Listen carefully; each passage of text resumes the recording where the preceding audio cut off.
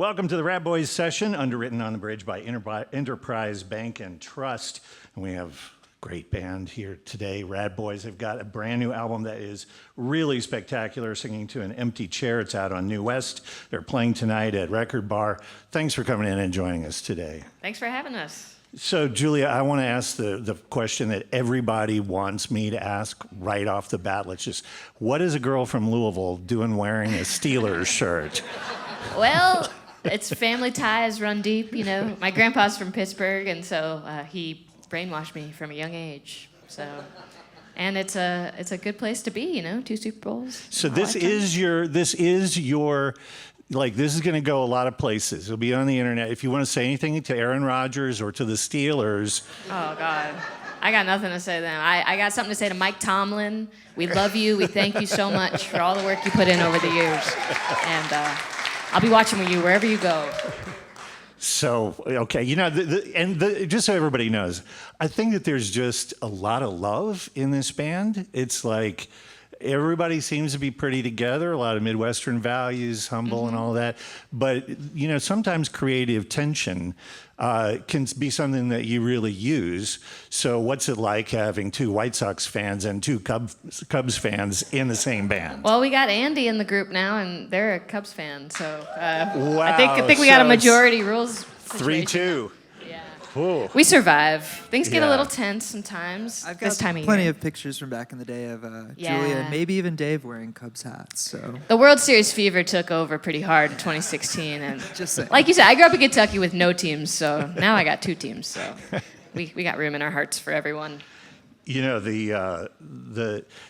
okay, so this just seems like it's like something that somebody made up for the biopic, but like you and Dave met, correct me if I'm wrong, at freshman orientation in college. That seems like a storybook thing. It's true. Well, we actually met on Facebook a few months before that. True millennial love story. But we met in person, at freshman orientation. We got really lucky. We found each other right away. So. And then on to Chicago, and you've been there for a while. Yeah. You all have a space in Chicago that you've been in for like 8 years. Mm-hmm. And it's like, it feels like it's a rehearsal space, but kind of a clubhouse? Kind of, yeah. We got all our stuff there. And we have some crazy stuff. I don't know. And Dave and I live there. Sean used to live there, so...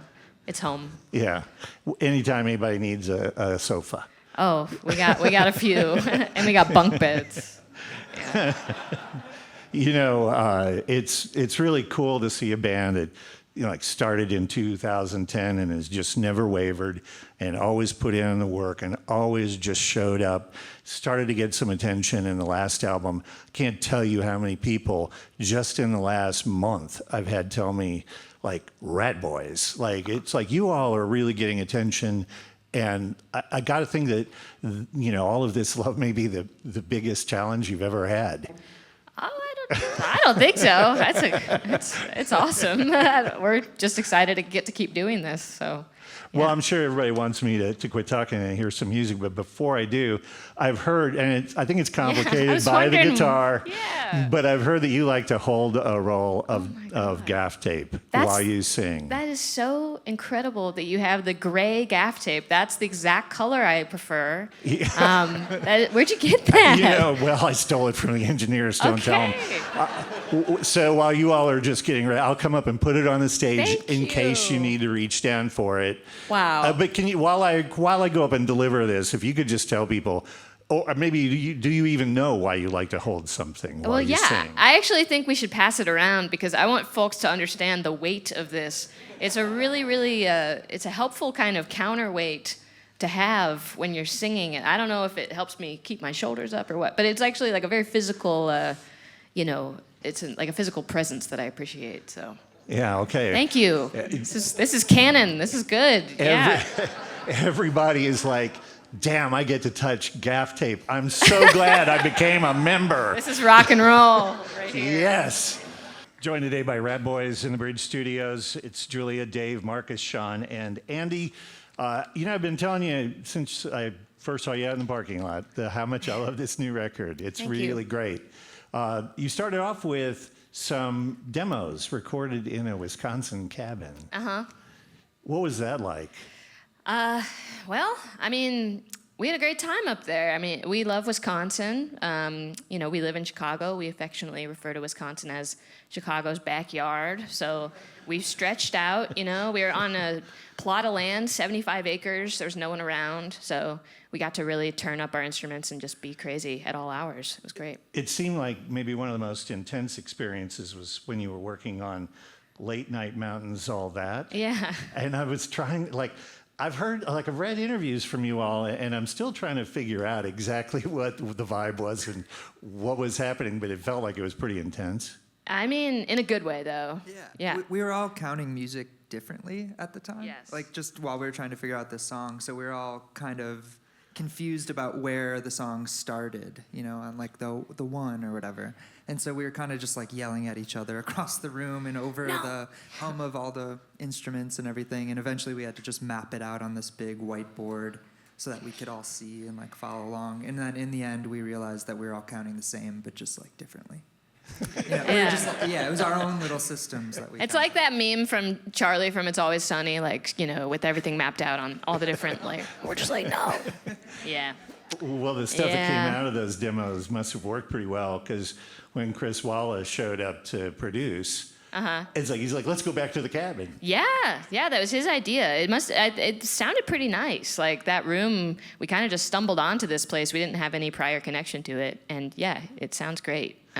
So we were happy. Yeah, of course, Chris Walla, formerly of Death Cab for Cutie, has become a producer, worked on your last project. Mm-hmm. So you all knew him, and I just get the feeling that, he's got all the musical acumen, but he also has, emotional intelligence that you craved. Yeah, totally. Yeah, he's become a very close friend of ours and someone we really trust and just enjoy spending time with and bouncing ideas off of and listening to music together. He's just, such an easy person to be around, so we're excited to see him again. He lives in Norway. Yeah. And he says, so he packs up gear in suitcases and brings gear over from Norway. Yeah. And let's go to the cabin. You have to love a guy like that. Yeah, he's adventurous, and we are too, so. So, 3.5 songs that you did in the cabin actually survived to the record. Yeah, that's true. And I don't know if this is a good transition, but one of them we were about to play, perhaps. Very cool. The cabin ended up on the record. Very cool. So after you got done with the work in the cabin, you went to Steve Albini's studio, and that just seems like you kind of gush about that experience. It's the best place on earth. I think anyone should go there, even if they don't have an interest in recording themselves. It's just a wonderful place to see. And you also invoke all of I think the operative word was toys in the studio. Yeah, they had a lot of crazy stuff in there. It's kind of similar to what you were talking about with our house earlier. They just got a lot of crazy stuff, and it's fun to mess around with it.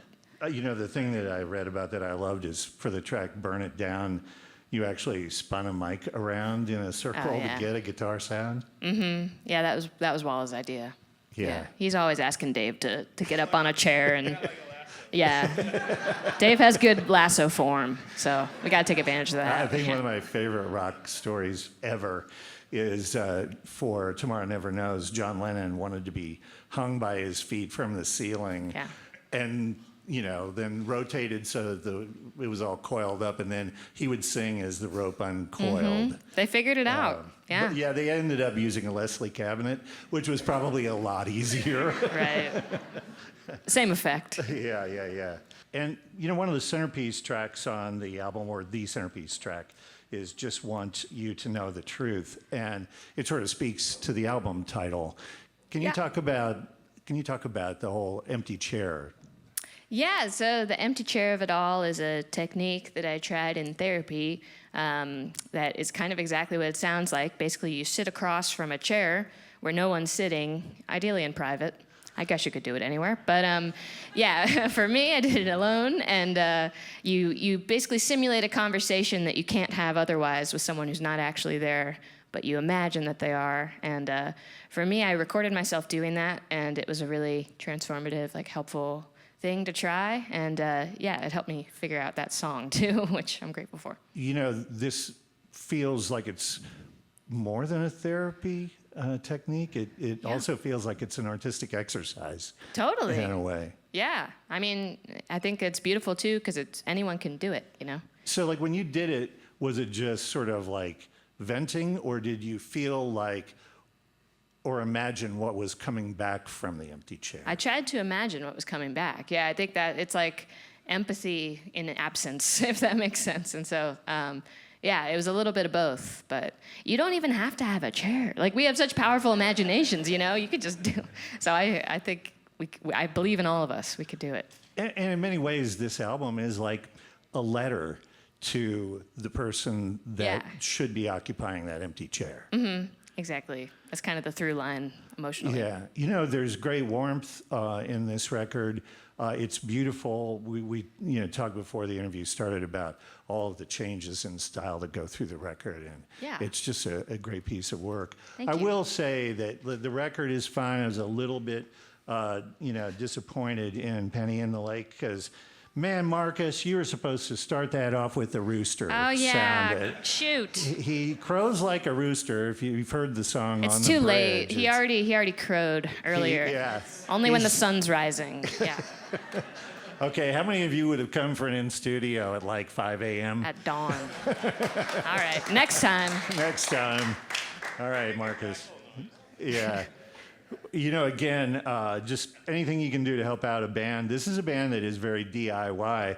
The album packaging, the merch is all like in-house, the people you see on stage. It's really very cool. Yeah, Marcus shot the photograph on the cover of the record, and they both designed, Dave and Marcus both designed a lot of our merch, pretty much all of it. So Yeah. we're really grateful to have them in the band doing that as well. And again, I cannot thank you all enough for coming in. It's such a thing to come in on a day that you got a show that night and come in and play for us, for our listeners. It really is just massive. Thanks so for having thank you. us. Yeah. Singing to an Empty Chair out on New West. Ratboys, thanks so much. Appreciate you. Thank you, John. Thanks for coming.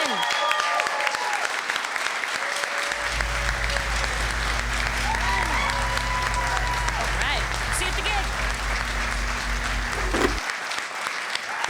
Now available on 90.9 The Bridge YouTube.